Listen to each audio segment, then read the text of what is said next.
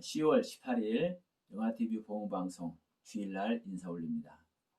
오늘 우리가 은혜 나눌 말씀 히브리서 7장 18절하고 19절을 제가 봉독에 올립니다. 전에 계명이 연약하여 무익함으로 패하고 율법은 아무것도 온전케 못할지니라. 이에 더 좋은 소망이 생기니 이것으로 우리가 하나님께 가까이 가느니라. 아멘.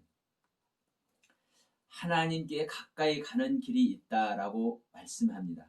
그러면서 뭐라고 하냐면 율법은 아무것도 온전케 못할지니라. 이 말을 전제해서 우리가 더 좋은 소망이 생겼다. 이것이 무엇이? 소망이. 우리에게 좋은 소망이 생겼는데 이 소망이 우리가 하나님께 가까이 가는 길이다 라고 말씀하면서 그 전에 이제 무엇이 전제되어 있습니까? 전옛 계명, 앞에 있었던 계명이 연약하여 무익함으로 패하고 라는 말을 합니다. 그럼 앞에 전에 있던 계명이 연약하고 무익해서 패했는데 이것을 왜 패했다? 율법은 아무것도 온전케 못할지니라. 이제 이 토를 달아놨습니다. 그러면 우리가 이제 율법에 대한 말씀을 제가 많이 나눴는데 여러 번 나눴는데 오늘 이 율법은 폐지해야 된다. 지금 여기서 히브리서 7장에서 분명히 말씀을 하고 있잖아요. 그러면서 더 좋은 데로 나가기 위해서 더 좋은 소망을 우리가 가지기 위해서 패한다. 분명히 말씀하죠. 더 좋은 소망은 무엇입니까? 주님을 영접하는 거죠. 주님께서 우리 믿는 자 안에 오시는 일이죠. 이것을 위해서 무엇을 패한다는 겁니까? 율법을 패한다는 겁니다.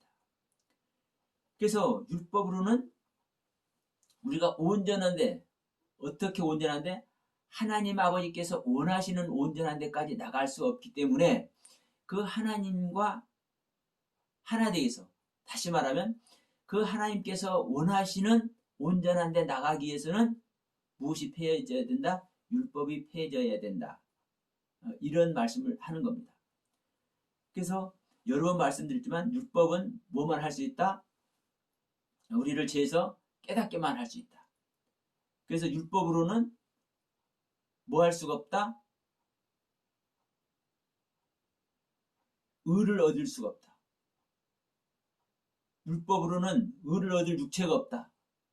여러 군데서 바울 사도가 분명히 말합니다. 그래서 이 히브리서도 사실 바울 사도가 쓴 거죠. 뭐 바울이 썼네 뭐가 썼네 여러 가지 말이 많지만 원문을 보시면 저도 배웠습니다. 어느 목사님이 이 원문을 공부하신 목사님이 가르쳐 줬어요. 히브리서 마지막 13장 마지막 절을 보면 은혜가 너희 모든 사람에게 있을지어다 이렇게 하고 끝나지만 그 뒤에 저도 확인을 했습니다. 뭐가 있냐? 히브리 사람들에게 쓰여졌다. 그러니까 유대인들에게 쓰여졌다는 거예요. 유대인들에게 쓰여졌다. 어디에서? 이탈리아에서. 누가? 디모데를 통하여. 그러면 디모데를 통해서 이탈리아에서 쓰여졌다면 누가 쓴 겁니까? 바울이 쓴 거죠. 그래서 이 히브리서 역시 바울 선생님의 메시지입니다. 바울 사도의 메시지입니다. 근데 바울 사도가 지금 율법에 대해서 여러 가지 말을 많이 했어요. 우리가 지난번에는 온전케 하는 자유하게 하는 온전한 율법이라고 야고보 선지자가 야고보 사도가 말하기도 했지만 그러니까 여러 번 바울 사도도 로마서 8장 2절에서 뭐라고 했습니까? 생명의 성령의 법이 죄와 사망의 법에서 너희를 자유케 했다. 그런데 그 생명의 성령의 법도 율법이고 죄와 사망의 법도 율법이다. 그러니까 바울 사도는요. 이 율법에 대해서 정확하게 기록한 거예요. 편견을 가지지 않냐고. 그런데 우리 믿는 후손들이 편견을 가지고 율법을 이상한 법을 만들어 버렸습니다. 오늘도 사실은 마찬가지예요. 이 율법을 폐했다 그러니까 봐라, 율법이 폐해지는 것 아니냐, 없어지는 거야. 연약해서 무익하다고 분명히 써있잖아. 이렇게 얘기하잖아요. 그러면 맞아, 저도 동의합니다. 100% 동의합니다. 그런데 왜 연약해서 무익하다고 하는지 이 부분을 알아야 되고, 폐한다라는 그 폐함이 어떤 폐함인지를 알아야 된다는 거죠. 왜냐하면 분명히 바울사도가 다른 사람 놔두고, 지금 바울사도 이야기니까 바울사도가 로마서 2장 13절에서 율법을 행하는 자는 하나님의 의를 얻는다 분명히 말했잖아. 8장 2절에서 너희들에게 생명을 주는 성령의 율법이라고 분명히 말을 하고 있잖아. 다른 사람도 아니고 주님께서 나는 율법을 폐하는 존재가 아니야. 내가 율법을 폐하려고 너희들에게 온 줄 알아? 아니야. 내가 율법을 완성해 주려고 왔어. 그래서 너희를 온전한 구원의 길로 인도하기 위해서 내가 너희들에게 온 거야. 분명히 설명하고 있잖아요. 그러면 율법은 폐해질 존재가 아니에요. 완성되질 존재지. 그러면 주님께서도, 메시아인 그리스도 예수께서도 분명히 말씀을 하셨고, 바울 자신도 그렇게 이야기를 했고, 그런데 왜 또 폐한다고 얘기를 하냐고, 바울이. 그럼 이 이유를 알아야죠. 근데 이 이유, 이렇게 말을 하는 그 이유를 알지 못하고 무조건 율법은 폐해져야 된다. 바울 사도가 정확하게 말했잖아. 이렇게 하는 사람들이 얼마나 많습니까? 전부 다 율법 아래 있다고. 복음을 얻지 못하고 율법 아래 있다고. 저는요, 참 안타까워. 진짜 율법의 가르침을 받는 사람은요, 반드시 복음으로 들어갑니다. 율법의 가르침을 제대로 받지 못하는 것이 문제지, 율법 아래에 있는 게 문제냐고. 이 성경도 마찬가지요. 이 성경 찢어버려야 된대. 이 성경 갖고 다니는 사람은 지옥 같대. 미친 소리입니다. 미친 소리. 하나님의 말씀을 갖고 다니는데 지옥 가요? 이 성경 말씀이 하나님의 말씀 아닙니까? 하나님의 말씀이 없어질 말이고 지옥 보내는 말입니까? 지옥 보낼 말이면 안 주셔야지, 하나님께서. 어? 이 성경을 제대로 보지 못하고 이 성경을 주신 하나님의 뜻대로 이 성경의 가르침을 가지 못하는 우리가 문제지, 이 성경이 잘못이냐고, 율법이 잘못이냐고. 그래서 하나님을 거짓말쟁이로 만들고 웃기는 하나님 만들어버린 겁니다. 믿는 자들이. 그것도요, 성경을 잘 모르는 사람이 그러는 게 아니에요. 성경 꽤나 안다 하고 세상 말로 방구 꽤나 낀다고 하는 사람이 다른 사람들 그걸 주시하잖아요. 방구 끼는 사람 주시하고 성경 알아보는 사람 주시하잖아요.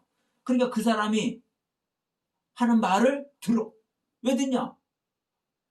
그 말을 주시하는 사람은 자기를 깨닫지도 못하고 있거든. 그러니까 그 사람이 깨달은 거니까, 저 사람이 말하는 게 맞네? 그러면 이것도 맞겠지? 그거 들어. 그것이 기정사실화돼야. 그러면 여러분, 누가 말씀을 왜곡해오고 누가 하나님을 거짓말쟁이로 만들고 있는 겁니까? 다른 사람도 아니고 저 같은 사람, 말씀 가르친다는 저 같은 사람들이 그러는 겁니다. 저라고만 하지 마세요. 저 같은 사람이라고 그랬습니다. 물론 저도 거기 포함돼요. 어떤 부분은 제가 알지 못하는 말씀에 대해서는. 그래서 저는 말씀을 드린 겁니다. 이 용화TV 보험방송 시작할 때도 제가 잘못된 것을 증거했고 하나님의 뜻을 거스르거나 성경에 역행하는 말씀을 드린 부분이 있다면 저는 언제든지 책임질 각오가 되어 있다고. 저는 제 목숨이라도 내놓을 수 있습니다. 왜? 그것을 깨달게 해주신 것마다 저는 감사하니까. 왜? 잘못 가고 있는 저를 깨우쳐 주셨으니 얼마나 다행입니까? 은혜를 베푸신다면 제 목숨을 버리지 않더라도 말씀을 바로 가르치는 그분의 종이 되어서 그분 교회에 가서 사찰 집사라도 하고 싶어. 문직이라도 하고 싶어. 왜? 그분 가르침에 저는 더 바른 가르침으로 따를 수 있잖아요. 그러니까 분명한 것은 저도 지금 말씀을 가르친다고 하고 있고 한국교회가 우리 한국교회 목사님들이 잘못 가르치는 부분을 지적하고 싶다고도 얘기를 하고 있음에도 불구하고 저 역시 알지 못하는 말씀에 대해서는 저 역시 거짓말을 할 수밖에 없는 존재라니까요. 우리 주위에서도 많이 봐. 저하고 친분이 있어서 정말로 지인이라고 하는 분들에게서도 많이 봐. 본인들은 다 완벽해. 하나님의 생명을 전하고 영의 말씀을 전하고 진리의 말씀을 전하고 영원한 복음을 전하고 주 예수의 말씀을 전하고 다 그래. 그런데 분벌케 하는 제 심장에 다가와. 그분들이 옳은 말씀을 많이 함에도 불구하고 성경을 옳게 해석하는 부분이 많음에도 불구하고 옳지 못하게 해석하는 부분이 분명히 있기 때문에 그 옳지 못함은 제 기준에서 옳지 못한 것이 아니라 성경을 기준했을 때. 그런데 더 중요한 것은 그분께서 말씀해낸 그 말씀에 비추어서도 틀린 부분이 있다라는 거예요. 그래서 우리는 경거망동해서는 안 됩니다.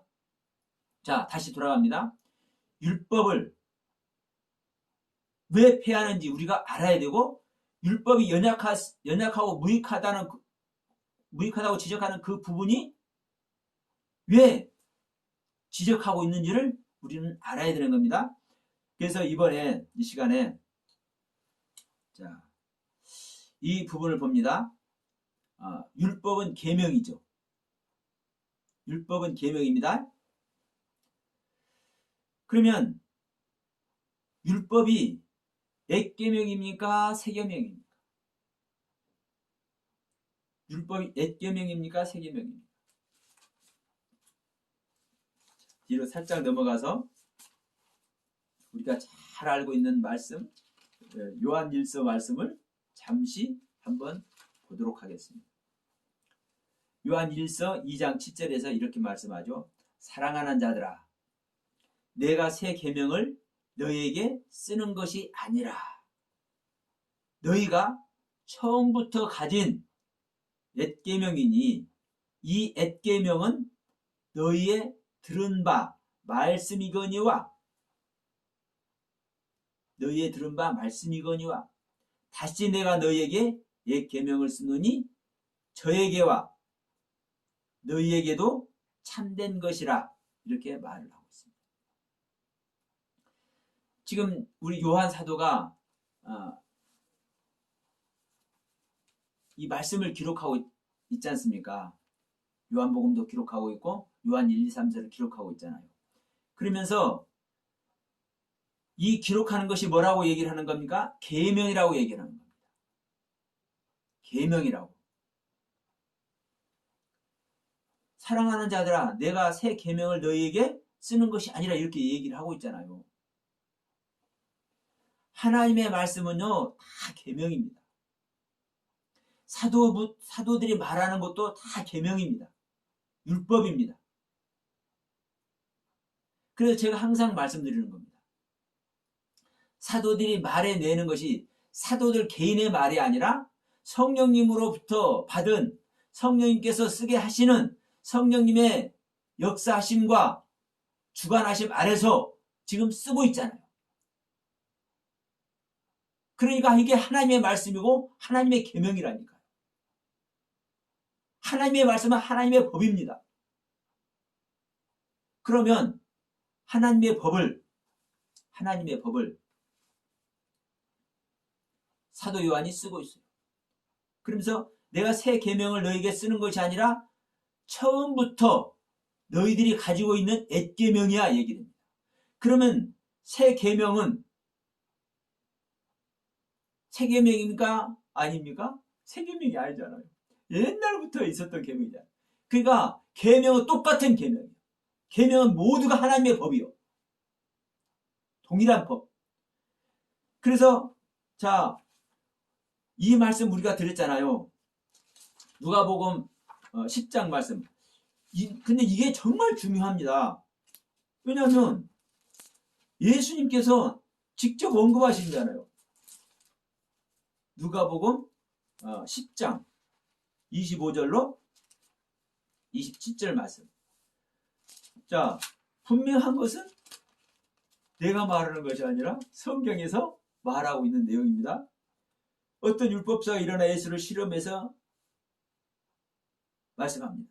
자, 선생님, 우리가 어떻게 영생을 얻겠습니까? 예수께서 말씀합니다. 야, 율법에 무엇이라고 기록되어 있으며 너는 그 율법을 어떻게 보느냐, 어떻게 읽느냐 이렇게 얘기를 하니까 이 율법사가 대답합니다.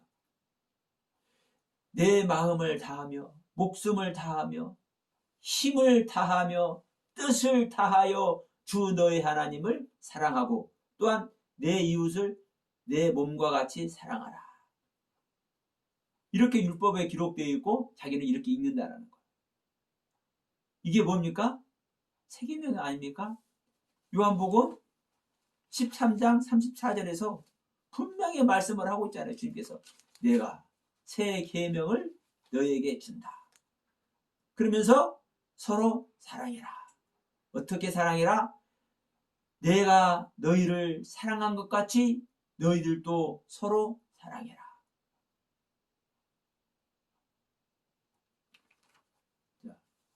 이게 옛 계명입니다. 율법사들 다 알고 있어요. 근데 이 주님께서 말씀한 새 계명이 바로 옛 계명이에요. 그런데 옛 계명은 유대인들이 지금 율법사들이 누가복음 10장 25절 27절에서 고백한 모습이 있다 하지만 실제로 율법이라 한다면 10계명은 10가지 계명이고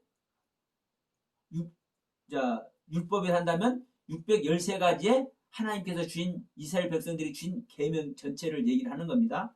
그런데 이것을 율법사들은 유대인들은 꼭 짜가지고 요약하고 요약해서 뭐라고 알고 있는 거예요? 힘과 목숨과 뜻과 모든 것을 다해서 하나님을 사랑하고 그렇게 하나님을 사랑하듯이 너의 이웃도 사랑하라. 이렇게 알고 있는 거예요. 그러니까 예수님도 이 613가지의 모든 율법을 꼭 짜서 요약하고 요약해서 정리하고 정리해서 뭐라고 가르치는 거예요? 너희들 서로 사랑해라. 어떻게 서로 사랑해라? 내가 너희들을 사랑한 것 같이 사랑해라. 나는 너희들을 살려주기 위해서 너희들을 구원하기 위해서 하늘 보좌를 버리고 너희들과 같은 짐승만도 못한 모습으로 이 땅에 와서 내가 너희들 위해서 죽어주기까지입니다. 말 다 했죠? 이렇게 사랑하라는 거예요. 이게 계명이라는 거예요. 그러면 보세요. 이 계명을 지킬 자가 있습니까? 없습니까?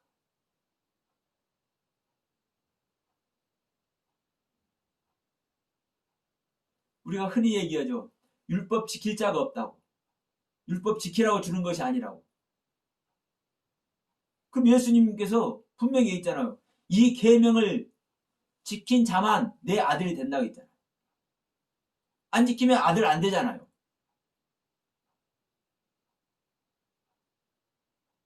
이 계명 지켜야 되잖아요. 그럼 예수님께서 주신 이 계명이 폐지해야 될 겁니까? 이 계명 역시 연약해서 무익함으로 폐지해야 되는 거예요. 당연합니다.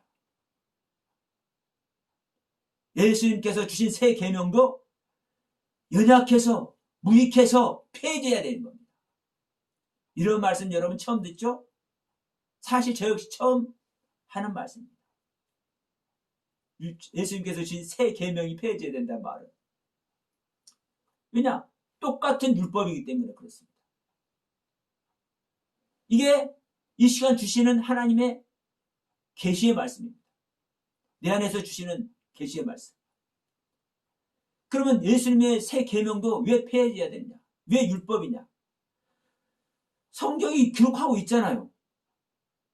새 계명이 옛 계명이고 옛 계명이 새 계명이란 거. 그럼 계명은 오직 하나밖에 없는 거예요. 이게 하나님의 말씀이에요. 하나님의 가르침이에요. 이게 하나님의 법이에요.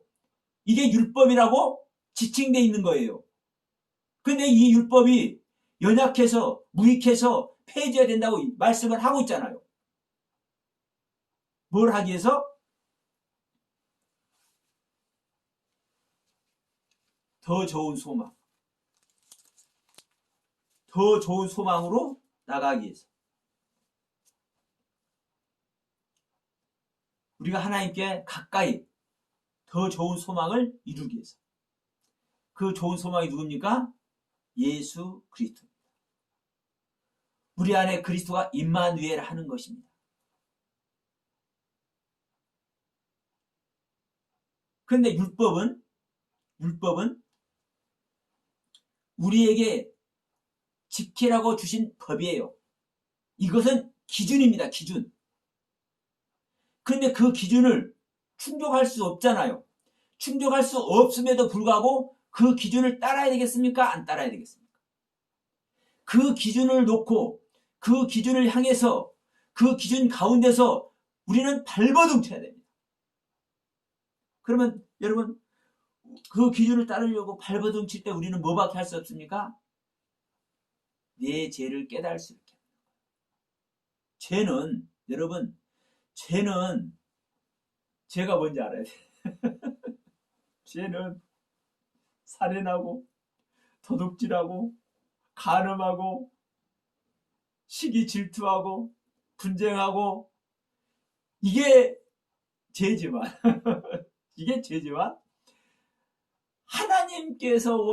하나님께서 판단하시는 진정한 죄는 뭐냐? 진정한 죄는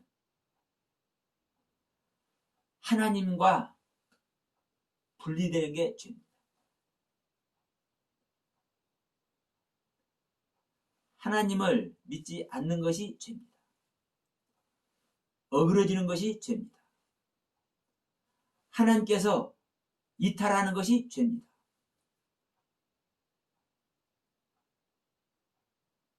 그러면 자, 옛 계명이든 새 계명이든 똑같은 계명입니다. 이 계명을 부여잡고 집중하고 최선을 다하고 발버둥 칠수록 뭐밖에 몰라요? 내가 하나님과 연합할 수 없는 존재. 내가 하나님과 분리될 수밖에 없는 존재. 아니, 떨어져 있는 존재. 이것밖에 모르잖아요. 왜? 연합돼 있으면 연합되는지 알잖아요. 자, 우리가 친구를 사귀어도 그 친구하고 항상 같이 붙어 있으면 친구가 하는 행동이든 말이든 그걸 통해서 그 친구의 마음을 알아.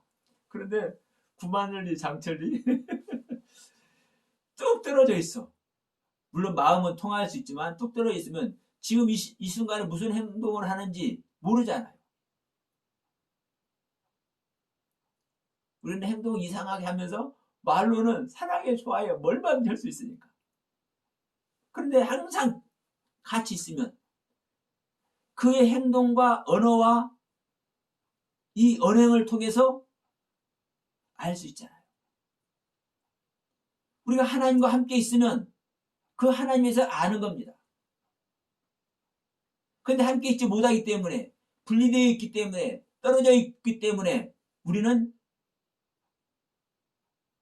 죄인이라는 것을 깨닫는 거예요. 그래서 하나님은 율법은 죄를 깨닫게만 한다고 분명하게 말씀하고 있잖아요. 로마서 3장 20절에. 율법으로는 의를 얻을 유체가 없어. 다만 율법은 죄를 깨닫게 할 뿐이야. 근데 죄를 깨닫게 할 뿐이라는 이 말이 얼마나 엄청난 줄 아십니까? 내가 죄를 깨달으면 깨달을수록 그분께 나아가는 거예요. 십자가에 가는 거예요. 근데 오늘날은요, 다 구원받고 있대. 제가 지난번에 어느 목사님들하고 하면서 기함을 했습니다. 다 구원받고 있대. 완성이 돼 있대. 하나님은 완성해 놓으실지 몰라도 우리 자신은 완성이 있는 것이 아닌 것이요. 완성돼 있으면 하나님의 마음 다 알아야 되고 성경, 난의 구들 있어야 돼요? 없어야 돼요? 없어야죠. 근데 완성이 돼 있다고 하면서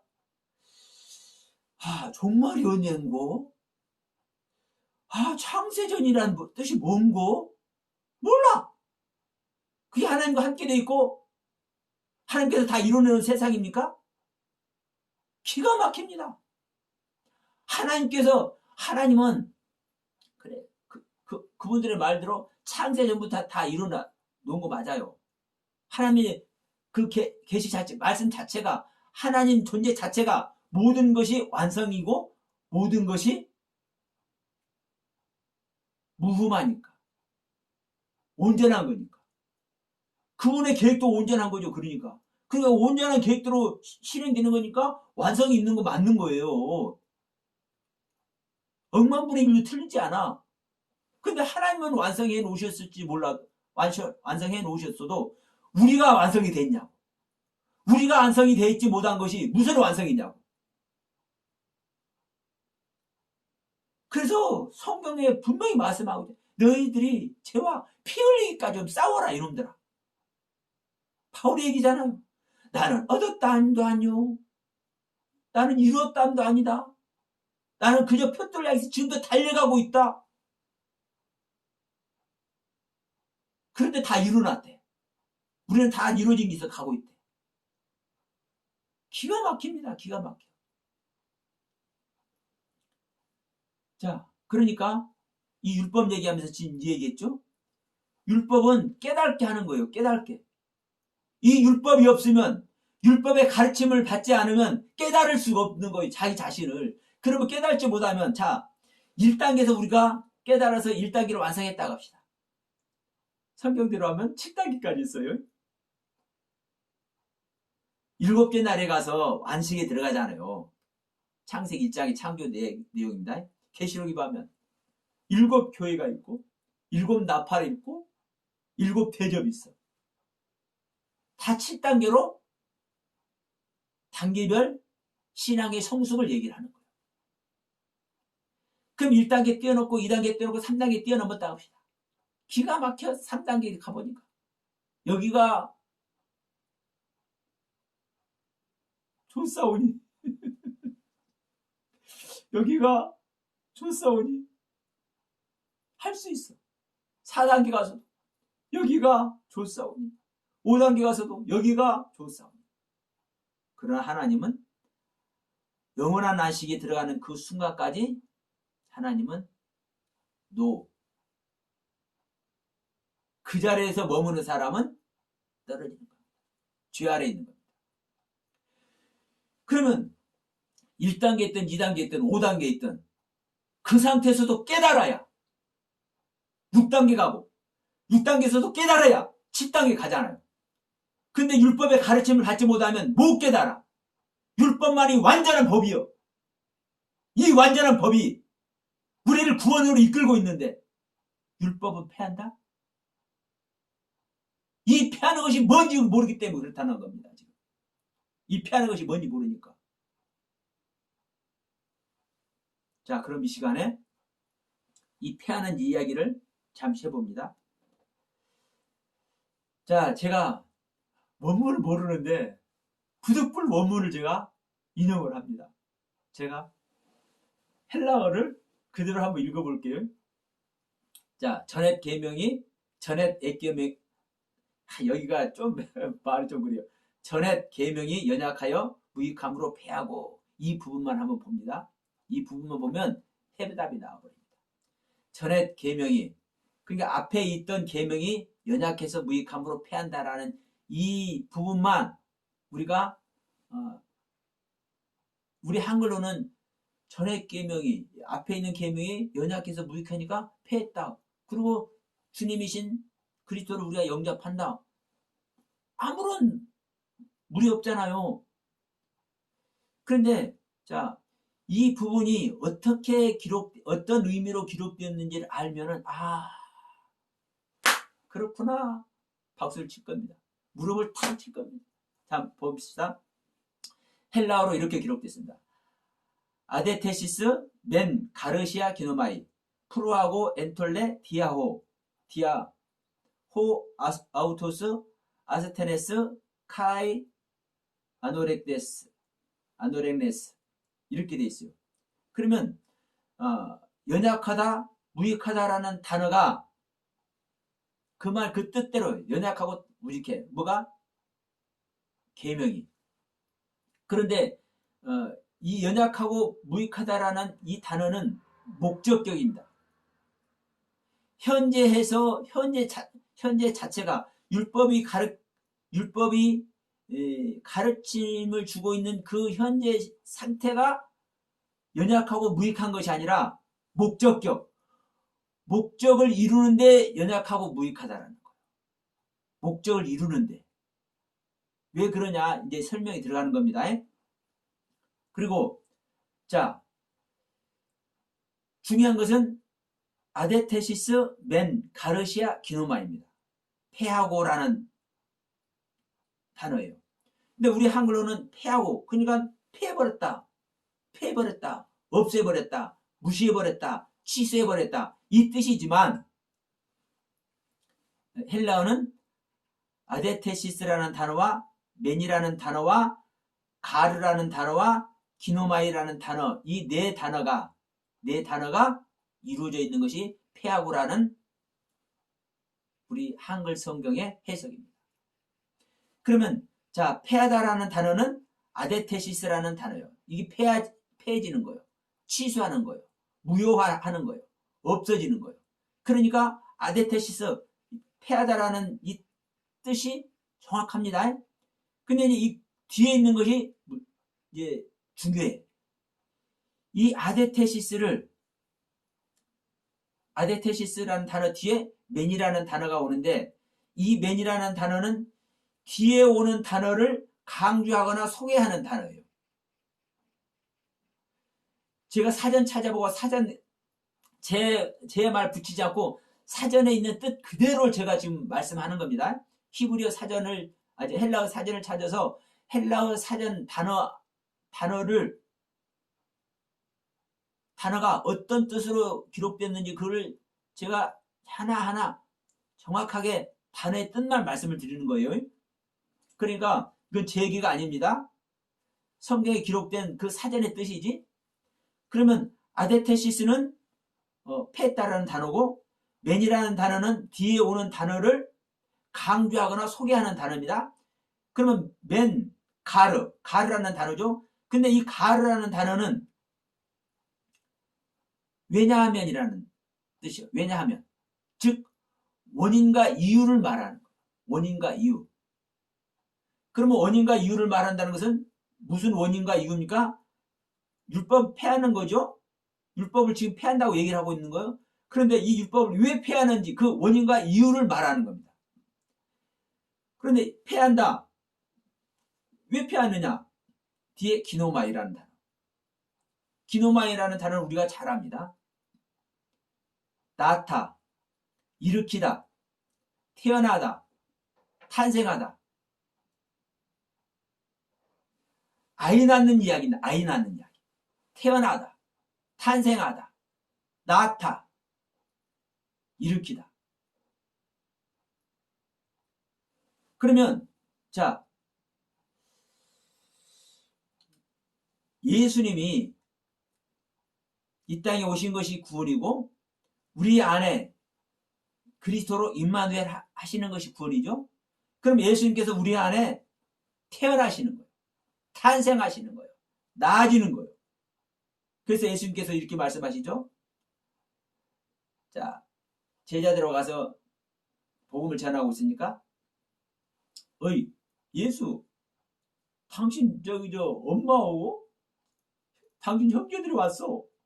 이제 구경하는 사람들이 그렇게 얘기를 해. 그러니까 예수님께 뭐라고 하세요? 좌중들을 가리키면서, 지금 말씀을 듣고 있는 사람들을 가리키면서, 누가 내 형제고 모친이냐. 여기 있는 사람들처럼 나를 예수님을, 그리스도를 믿는 자가 나의 모친이고 나의 형제다. 믿는 자는 예수님을 낳는 거예요. 예수님을 낳는 자는 예수님의 모친이 되는 거예요.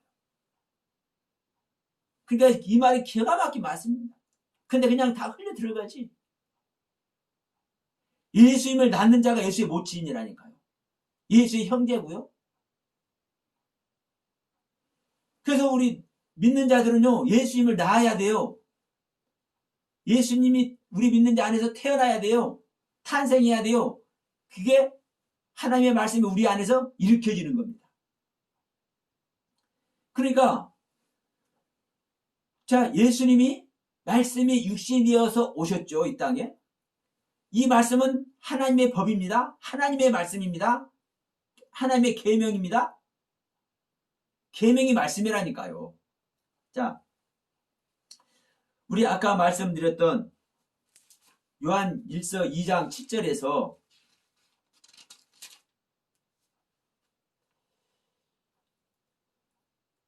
자, 내가 새 계명을 너희에게 쓰는 것이 아니라 너희가 처음부터 가진 계명이니 이 계명은 너희의 들은 바 말씀이거니와 라고 말씀하죠. 이 말씀이 로고스입니다. 이 로고스가 바로 예수입니다. 하나님의 아들 예수. 말씀이 육신이 되어서 오셨다. 이 말씀입니다. 태초에 말씀이 계시니라. 이 말씀이 하나님과 계시니 이 말씀 곧 하나님이니라. 이 로고스 말씀입니다. 예수님입니다. 그러니까 너희가 들은 예수님이라 이거요. 뭐가? 새 계명이, 액계명이 모두가. 하나님의 계명은 하나님입니다.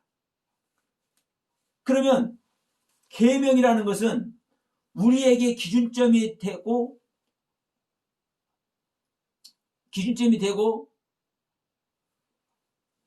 모델이 되기 위해서, 하나님께 주신 모델이 되기 위해서, 말씀의 모델이 되기 위해서 주어놓은 거예요. 글로써. 근데 이 글의 가르침으로만은 뭐한 거예요? 우리가 온전해질 수 없어. 예. 이 말씀이 있고 또 내가 따로 있잖아요. 그러니까 이 말씀과 연합될 수 있는 것, 생명으로 연합되는 것이 뭐예요? 이 말씀이신 주님이, 그리스도가 우리 안에 생명으로 탄생이 되어서 생명으로 우리와 믿는 자와 연합되는 거예요. 이것이 지금 더 좋은 소망 아래 우리가 그리스도께 나간다고 얘기를 하고 있는 겁니다. 그래서 주님은 우리에게 오셔야 돼. 이게 히브리서 9장 28절의 내용이에요. 정말 중요한 것은 성경을 우리가 바로 알고 그 성경에서 가르치는 말씀을 우리가 올바로 이해하고 깨달아야 되는 겁니다. 성경에 기록되어 있는 말씀이지만 그 부분을 어떻게, 왜, 무엇 때문에, 무슨 이유로 기록됐는지를 모르고 내가 읽는 그대로 읽고, 아, 이건 율법 폐지해야 되는 거야. 없어져야 돼. 율법으로는 구원 얻지 못해. 구원 얻지 못하는 것은 무익한 거야. 이 논리로 가면은 하나님의 말씀을 능멸하는 거고 하나님을 능멸한다는 것. 명심하시기 바랍니다. 그러니까 자, 지금 아데테시스 맨 가르 기노마이라는, 자, 폐하고라는 이 단어가 왜 폐하는 겁니까? 태어나기 위해서 폐하는 거. 말씀도 주님이고 이 말씀이 또 뭡니까? 계명이요. 그런데 글로 주어놓은 계명이 우리 안에서 생명으로 태어나기 위해서 이 글의 상태를 패한다라는 거예요. 이 글의 상태를. 이 글의 가르침 자체를 패하는 것이 아니라 이 글의 상태를 패한다라는 거예요.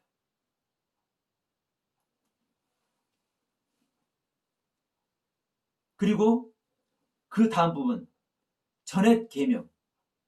앞에 있는 계명. 앞에 있는 계명이 연약하여 무익함으로 패하고 그러니까 전의 계명, 앞에 있는 계명이 뭐냐 이거예요. 계명은 계명 똑같아요. 하나님의 명령입니다. 규칙입니다. 법칙입니다.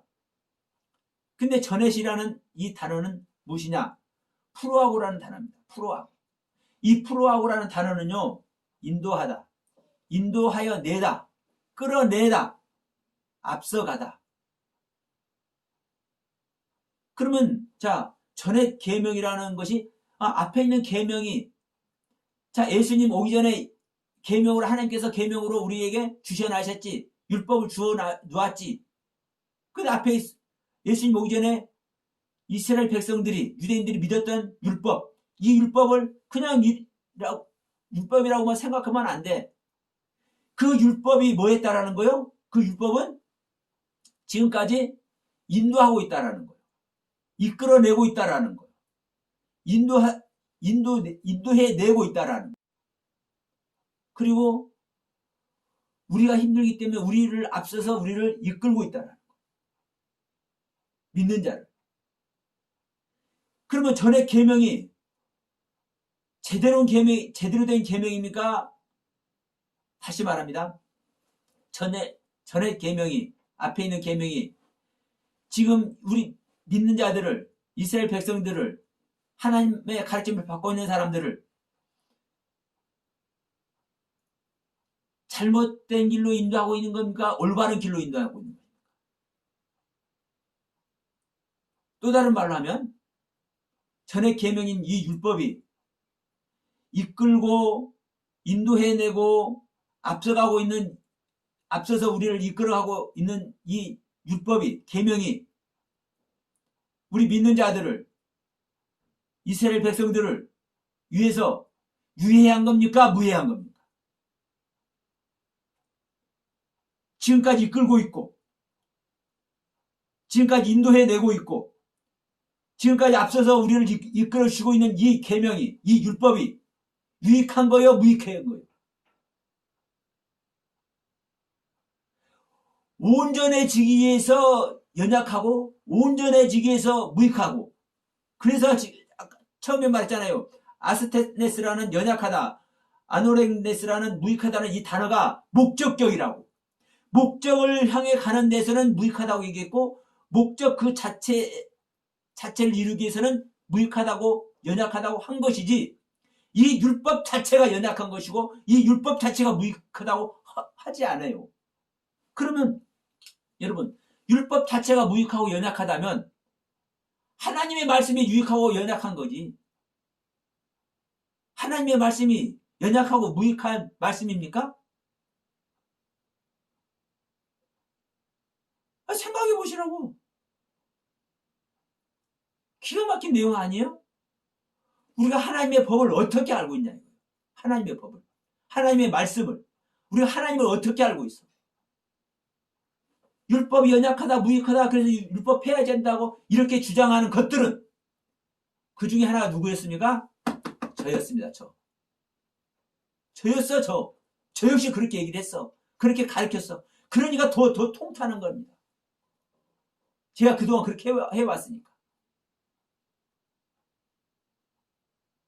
그런데 눈을 열어주시니까, 귀를 열어주시니까 이제 입을 열게 해서 말씀을 드릴 수 있는 거예요. 세상에, 내가 하나님을 능멸해왔네.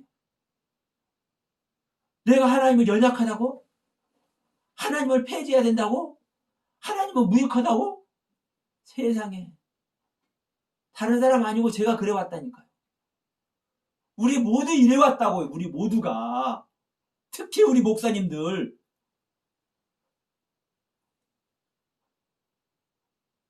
하나님의 말씀은 단 한마디라도 무익한 것이 없으며 연약한 것이 없을 줄 믿습니다. 이렇게 말하면 다 아멘 하잖아요. 여기 동의 안 하는 사람 없잖아요. 그런데 왜 율법은 폐지해야 되고 왜 율법은 무익하고 이 율법이 연약하다고 하냐고. 바울 선생님께서 이렇게 말한 이유를 알지 못하고, 근데 바울은 정말 정확하게 얘기를 해놓은 것이거든. 뭐 하는 거에? 우리가 온전해지는 이유에 하나님께서, 자, 예수님께서 율법을 완성하러 오셨다고 말씀하셨죠.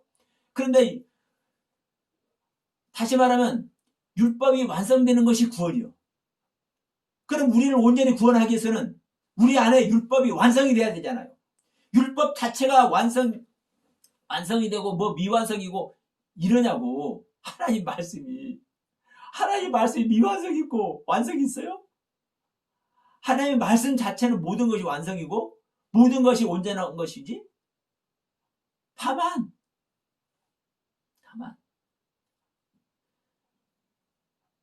기초의 말씀이 있고 완성하는 말씀이 있어요. 그런데 이 부분도 보세요. 기초의 말씀이 기초밖에 안 되는 말씀입니까? 아니요. 완성 가게에서 부족불 시작하게 하는 말씀이거든요. 그래서 예수님께서 말씀하잖아요. 나는 알파와 오메가고 나는 처음이고 나중이고 나는 시작이고 끝이다. 똑같은 소리예요. 알파가 됐든 시작이 됐든 처음이 됐든 똑같은, 언어는 틀리지만 똑같은 의미고, 오메가가 됐든 끝이 됐든 나중이 됐든 똑같은 의미예요. 씨를 하나 심습니다. 그 씨가 싹이 나서 자라서 열매를 맺습니다. 그러면 그 씨가 폐해지는 것이죠. 그 씨가 폐하여지니까 싹이 나서 많은 열매가 맺습니다. 그 씨 안에는 그 씨가 가지고 있는 모든 말씀의 세계가 있고 모든 열매의 세계가 있고, 근데 그 씨가 누구예요? 하나님의 말씀.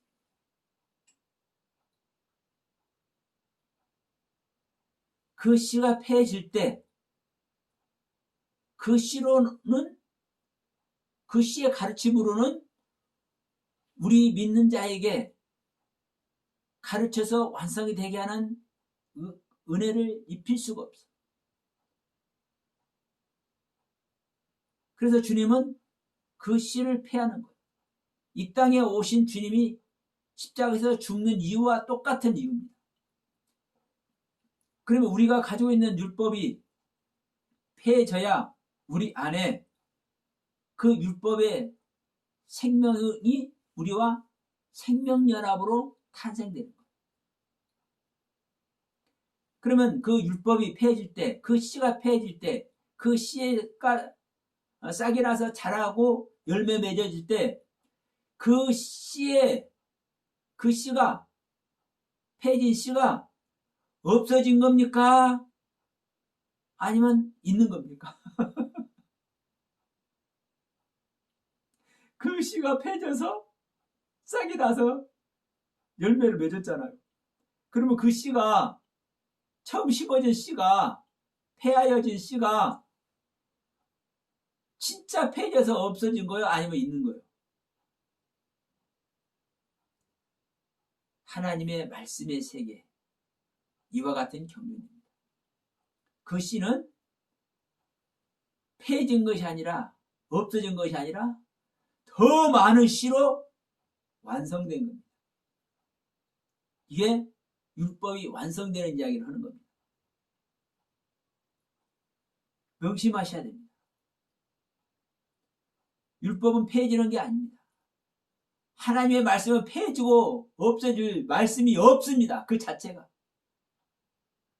다만 우리에게 심어지기 위해서, 우리 안에서 탄생되기 위해서 그 가르침의, 율법으로서의 가르침의 그 상태를 깨트릴 뿐이에요. 어디서? 우리 안에서. 폐하는 이유가 이제 명확해졌죠? 폐지야, 반드시 폐지해야 되는 것이죠.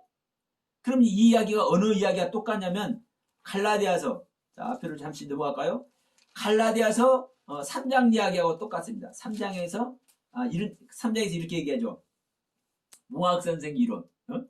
3장 24절에서 이같이 율법이 우리를 그리스도에게로 인도하는 몽학선생이 되어 우리로 하여금 믿음으로 말미암아 의롭다함을 얻게 하려 함이니라.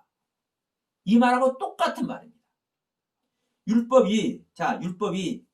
이같이 율법이 우리를 그리스도에게로 인도하는 몽학선생이 되어, 몽학선생은 초등학생이 학교 입학하면은 그 학교 갈 줄 알아요? 몰라요? 몰라. 길도 모르고 갈 줄도 몰라. 그러니까 이 애기를, 초등학교 입학하는 애기를 학교로 데려다주는 선생이 몽학선생이에요. 그러니까 이 율법이 구원의 완성으로 우리에게 오시는 그 주님이 딱 계셔. 어디에 계셔? 십자가에 계셔. 그 주님에게로 인도하는 몽학선생이라는 거예요. 그럼 이 몽학선생이 없으면 그리스도에게로 인도될 수 있어요? 없어요? 없잖아요. 이 율법의 가르침을 제대로 받아야 우리가 그리스도에게로 인도가 되는 거예요. 자, 그러면서 뭐라고 합니까? 우리로 하여금 믿음으로 말미암아. 이 믿음은 주님입니다. 믿음으로 말미암아 의롭다함을 얻게 하려 함이니라. 무엇이? 율법이. 그게 결론은 율법이 우리를 의롭게 하는 거예요. 그리고 조금 전에도 앞에서도 말씀드렸지만 1단계 구원에 들어가고 2단계 구원에 들어가고 3단계 구원에 들어갔어도 깨달아야 4단계 구원으로 하고, 깨달아야 5단계로 넘어가고, 깨달아야 6단계로 넘어가고, 깨달아야 완성에 들어가잖아요. 그럼 이 깨닫게 하는 것이 뭐예요? 율법이 한다고. 율법이 항상 기준의 법이 하는 거예요. 그럼 이 기준의 법은 폐해지는 겁니까? 안 폐해지는 겁니까? 안 폐해지는 거예요. 폐해질 수가 없는 거예요. 그런데 히브리서 7장 18절에서 폐해져야 된다고 하는 이유는 이 하나님의 법이, 하나님의 말씀이 우리 안에 연합이 안 됐어. 연합이 안 돼 있기 때문에, 이렇게 나눠져 있기 때문에, 분리가 되어 있기 때문에, 하나님의 말씀과 우리 믿는 자가 따로 떨어져 있기 때문에 이 말씀이 우리에게 연합이 되기 위해서 이 법이, 하나님의 법이, 하나님의 말씀이, 그리스도의 말씀이 우리에게 생명으로 오기 위해서, 생명으로 탄생되기 위해서 부득불 문서로 된 이 부분, 문서로 너희들이 보고 있지? 이 부분이 폐해져야 되는 거야. 율법 가르침의 자체는 폐해지는 것이 아닙니다. 끝까지 완성이 돼야지, 우리 믿는 자 안에서. 그러면 율법은 폐해지는 거예요? 안 폐해지는 거예요? 안 폐해지는 거예요. 다만 이 율법이, 이 하나님의 법이, 하나님의 말씀이 우리 안에 생명으로 연합되기 위해서, 오시기 위해서, 탄생되기 위해서 문서의 기능으로 있었던 부분을 폐해진다고 얘기를 하는 거예요. 명심하시기 바랍니다. 이 율법은 그래서 복음인 거예요. 복음도 깨닫지 못하는 자에게는 율법인 거예요. 복음도 하나님의 말씀이고 율법도 하나님의 말씀이에요. 지금까지 이 율법을 어떻게 얘기했냐? 연약해서 무익해서 폐해진다고 이 말한 부분을, 자, 원문을 잠깐, 원문도 제가 잘 모르지만 그래도 이 원문을 제대로 아는 분에게 한번 물어보세요. 제가 해석한 부분이 잘못됐는가 아닌가. 하나님의 생명 안에 들어가면, 그분의 가르침이 안에 있으면 다 알게 하셔요. 원문을 해석하는 방법도 알게 하시더라고요. 그런데도 불구하고 저는 원문을 모르기 때문에 제가 잘 안단 말은 못해. 그런데도 알게 하시더라고요. 목적격이 뭔지, 소유격이 뭔지, 그런데도 알게 하셔.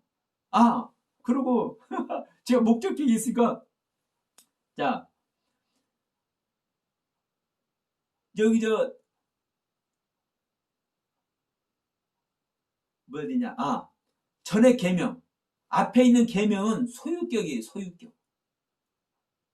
그러니까 보세요. 하나님의 계명은 모든 사람에게 주어져 있죠. 모든 사람이 주어져 있죠. 그런데 모든 사람에게 주어져 있음에도 불구하고 모든 사람에게 이 율법이 폐해진다고 하는 게 아니에요. 오늘 이 시간에 이 말씀을 또 주시네. 이 시간 계시의 말씀으로 주시는 거예요. 이 율법을 자기의 것으로 소유하고 있는 존재만 율법이 폐해지고 그리스도가 임마누엘이라는 은혜 안에 들어가는 거예요. 모든 사람에게 율법이 폐해지는 것이 절대 아닙니다. 할렐루야. 주님께서 기가 막히게 하시네. 지금.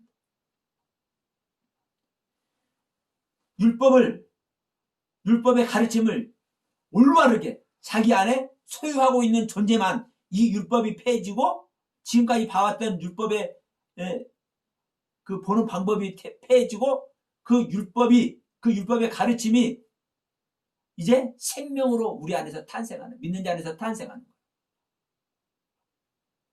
오늘도 주님께서 제대로 된 가르침을 우리에게 허락하시는 줄 믿습니다. 여러분, 재밌지 않습니까? 이 율법이 연약해서 폐해지는 존재로만 알았는데 세상에 우리 안에서 생명으로 연합되기 위해서 탄생되기 위해서 폐해지는 이야기네. 얼마나 가슴 뛰는 이야기입니까?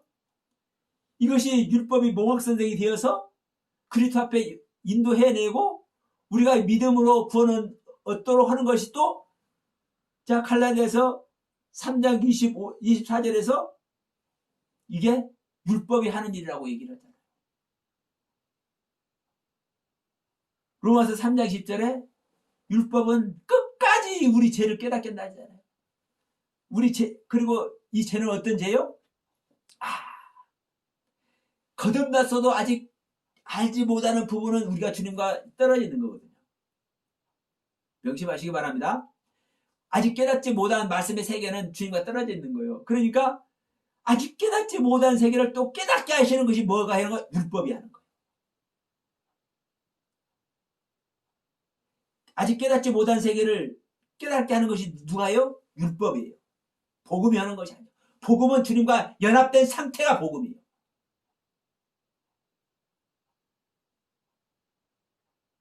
그래서 우리는 전하는 것이 율법을 전하는 것이 아니라 복음을 전하는 겁니다. 나와 연합된 것을 전하는 거예요. 근데 대부분 보면 율법들을 많이 전하더라고요. 성경에 있는 율법들. 저도 사실 때로는 율법들을 전해요. 그러나 많은 부분 저는 복음을 전한다고 저는 말씀드리고 있습니다. 왜? 제 안에 되어진 것들을 얘기를 하니까. 그럼 조금 전에도 말씀드렸지만 사실은 제 안에 되어진 것이었는데 제가 미처 알지 못했는데 소유하고 있는 자만 폐해지는 거야. 이거 지금 말씀하게 했잖아요. 제 안에 있는 주님이. 율법이 다 폐지는 게 아니야. 모든 사람에게서 그 율법을 소유하고 있는 존재만, 제대로 된 가르침을 소유하고 있는 존재만 그 율법이 폐지고 그 율법이 생명으로 우리 안에서, 믿는 자 안에서 탄생하는 거야. 나아지는 거야. 태어나는 거야. 지금 가르침 주셨잖아요. 이게 복음이라는 거예요. 그러나 내 안에 소유되지 않는, 내 안에 생명연합으로 탄생된 말씀이 아닌 것은 율법인 거예요. 그래서 율법은 전하는 것이 아니고 율법은 나를 향해서 내가 깨닫게만 하는 겁니다. 그리고 내 안에 깨달아진 세계가 복음이 되었을 때 이 복음을 전하는 겁니다. 이 복음이. 그래서 사도들도 마가복음 마지막 절에서 분명히 말씀하잖아요. 너희들 땅 끝까지 이르러 복음을 전하라고 말했는데도 불구하고 주님의 제자들이 복음 전해야 안 전해요? 안 전해요. 마가복음 마지막 절도요, 원문에는요, 기록돼 있어. 우리 한글 성경에는 기록이 안 됐어도. 그러니까 안전해. 그리고 어디 가서 그냥 기도만 해? 마가 다락방에 모여서 기도만 해. 왜? 자기 안에서 생명연합이 돼서 그게 안 이루어졌기 때문에 아직 복음이 안 됐단 말입니다. 그러면 그 상태 가서 전해봤자 뭐밖에 안 되는 거? 율법만 전하는 거예요. 그래서 율법을 전하는 것이 아니기 때문에 제자들은 주님께서 승천하시기 전에, 하늘로 올리시기 전에 분명히 명령했습니다. 마지막으로 너희들은 땅끝까 이르러 내 증인이 되라, 복음을 전해라, 분명히 명령을 했는데도 불구하고 그 명령을 따르지 않고 마가다락방에 모여서 언제 올지도 모르는 그 주님을 향해서만 기도만 하고 있어. 그래서 오순절날 성령이 임하니까 바로 나가서 자객이 이루어진 세계를, 생명연합이 된 세계를 전해. 생명의 복음을, 크레마의 복음을 명심하시기 바랍니다.